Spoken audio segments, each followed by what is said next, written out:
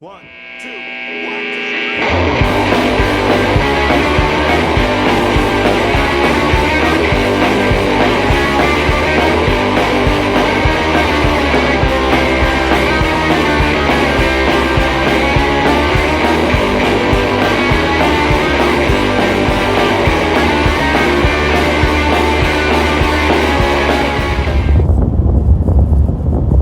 Now this little joker right here has been on since I left home about 30 minutes ago. It's a wasp. And every time I stop, it'll get out and kind of stretch its legs a little bit. When I speed up, it hunkers back down. I ought to probably roll my window down and knock him out, but my luck, he'd fly in here and tear my tail up. He's been there for a while though. He ain't dead. Like I said, when I stop, he kind of stands up a little bit. When I start, he hunkers back down. Kind of interested to see how long he stays on there. Well, I set my odometer on him to see how far he lasted, how long he lasted. He lasted for 20 miles, 26 minutes. He lasted for 20 miles. Poor fella. That was the highlight of my day.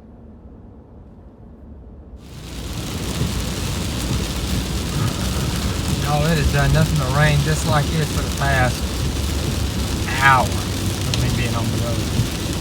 Coming through Andalusia.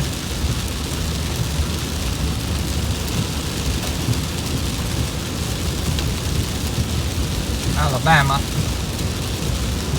And it has done nothing but flood, just like this. It's rained more this week than I bet it has in the past 2 or 3 years combined. You look at some of the rain, I mean not the rain, but the rivers and creeks and stuff, they're all up. I don't know how much more of this they can take. Usually been given a break, you know, it'll only rain in the afternoon. It'll rain every day, but in the afternoon. Shoot, it's 9 o'clock in the morning now. I don't know. Hopefully it don't rain all day. This is the same kind of system that's been flooding out Texas and Kentucky and East Alabama and West Alabama, which is exactly where my buddies go. I don't know. Alright, so we getting over here. I'm going to get some of these trail cams out from over here at the farm. I have not been able to give it the attention that I normally would love to this summer. I've had something going on every weekend for the last month and a half, and then even before then. It was just a busy Saturday, every Saturday that I had off. So I'm not gonna be able to. I'm not sure when I'll be able to come back over here. So the hunters will be ready. Let me get through this little mud hole. The hunters. Let me say that again. The hunters will be over here another couple of weeks starting their food plots and stuff. So I would have had to come over here in the next week or two anyway and get them, and I'm not sure if I can next week or two. It's gonna be really busy. So I got a free afternoon. I'm going over here and I'm gonna get these trail cam sites out and up. I wish I'd have had more time. I may next summer put them right back in the same spots because they're good spots, and I just was not able to take care of them. So we'll move into our transitional sites, some that are just kind of a little bit closer to home, and then after bow season we'll put some more out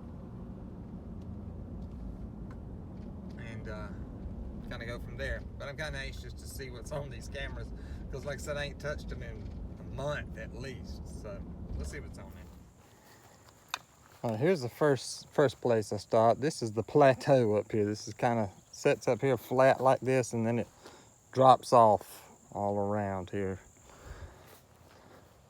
There's the camera right there. Like I said, it's a shame because these are good sites. I may just use the same sites next year if I have time to do it next year. This big old pine thicket right in here. Like I said, and it just opens up to this little area right here. Like I said, I call it the plateau. and it drops off, but we're gonna get that camera down. And here's the other place. This is in the little pine thicket up here too.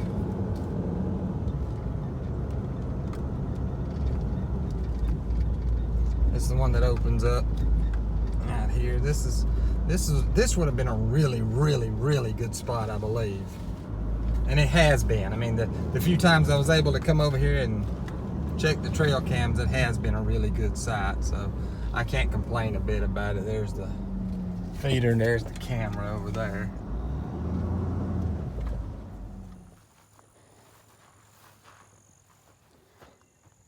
Yeah, there's the camera.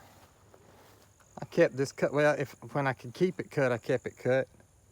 And I strode the feed out here. Let me see. That last camera still had 171 videos on it. This one's probably dead. Let me see here. I can open it up. I'll put y'all off to the side for just a minute. Dang, good. I have to take it off to be able to look at it. Darn cords are hard to get off, man. These little bungee cords are hard. One thing I hadn't taken into consideration, I guess, is that with all the rain that we've gotten, the trees have gotten bigger. They swelled up, so that's good. I'm not complaining about it, but I was wondering, so why in the world are these so hard to get off? But the trees themselves have gotten thicker that I had the camera on, you know. So the bungee cords were stretched so tight I couldn't pop them loose, but that's why. This one had like 370 something videos on there, so I'm kind of anxious to see what they are. This one here, this is a good camera, yo. I like this one. This is still a Wild Game Adventure, but it's got the Mossy Oak Country DNA. What's it? It's a trying to see what model it is. I can't remember, but it's a good camera. I like the light. That little hour light right there is really bright. It does a really good job. That's a neat little minnow hole right there. Good little minnows swimming around in there. I don't know if you can see them that well.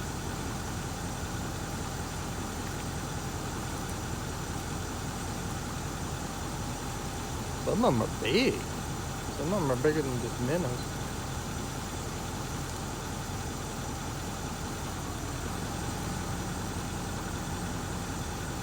Huh.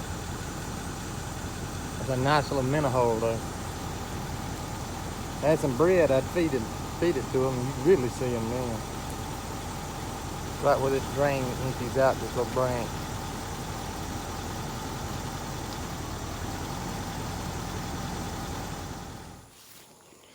I'm back out here in the little corn patch, and it didn't make like I thought it would make, but I'm still not disappointed. I mean, this is basically just field corn is all it is that I planted. All back in there. Probably about 1/4 of an acre. But it is kind of neat to come down here and get whatever corn I want to put in the feed trough. I ain't shilling it. All of it is just like that. It just didn't develop at the tip. It made to a spot and stopped. And I know it had something to do with the fact that I didn't spray herbicide on it anywhere. Kudzu wasn't helping it. And plus, like I said, it's just old field corn that made. See, that one looks kind of rough right here.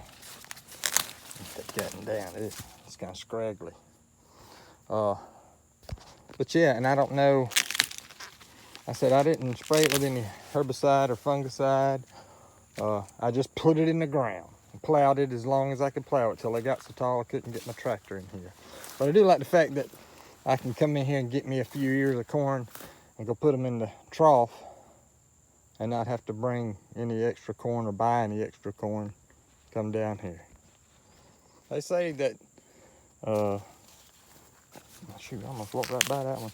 Coons and deer, everything else like corn on the cob just as much as they do shelled. So we fitting to find out.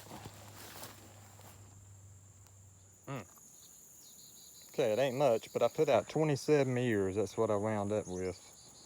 Got some in the trough, got some on the ground. I changed the card out in that camera right there and the batteries, of course.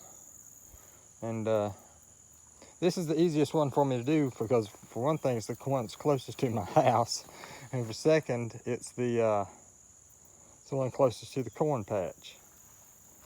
You know what, I need to take this up. This ain't holding nothing. That's weak as well water.